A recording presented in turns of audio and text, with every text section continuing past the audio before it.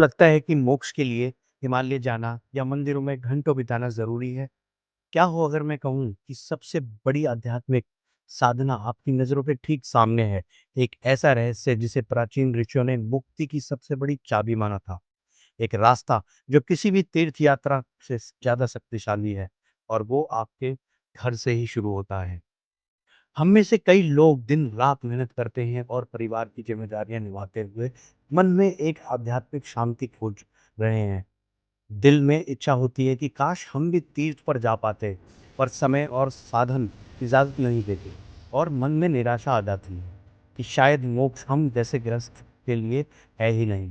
पर क्या ये सच है? हमारे ऋषियों का जवाब है बिल्कुल नहीं। हमारे महान ऋषियों को इस दुविधा का अंदाजा हजारों साल पहले ही था। इसलिए उन्होंने हमें एक सीधा, सरल और सबसे शक्तिशाली रास्ता दिखाया, जो तैत्तिरीय उपनिषद के सूत्र में छिपा है। मातृ देवो भव, पितृ देवो भव। इसका गहरा अर्थ है कि माता-पिता को देवता के समान मानकर उनकी सेवा करो। वे ईश्वर का वो सबसे प्रत्यक्ष और जीवंत स्वरूप हैं, जिन्हें हम देख सकते हैं और जिनकी सेवा कर सकते हैं।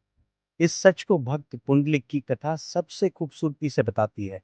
पुंडलिक को जब ये ज्ञान हुआ कि असली तीर्थ उनके माता-पिता ही हैं, तो वे लौटकर उनकी सेवा में लग गए। उनकी भक्ति इतनी गहरी हो गई कि स्वयं भगवान कृष्ण उनके दर्शन करने आए। जब भगवान ने दरवाजा खटखटाया तो पुंडलिक अपने पिता के पैर दबा रहे थे।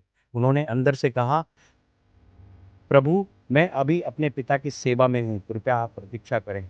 उन्होंने अंदर से एक ईंट खिसका दी और कहा कि जब तक सेवा पूरी ना हो, आप इस पर खड़े होकर आराम करें।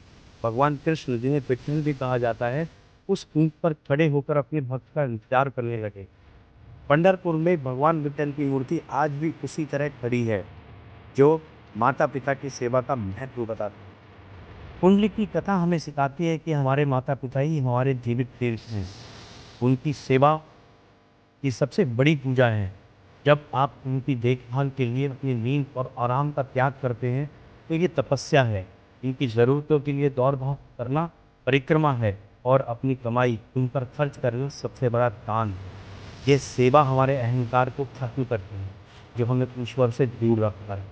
आपका घर ही आपका मंदिर बन जाता है और आपकी हर सेवा आपकी पूजा।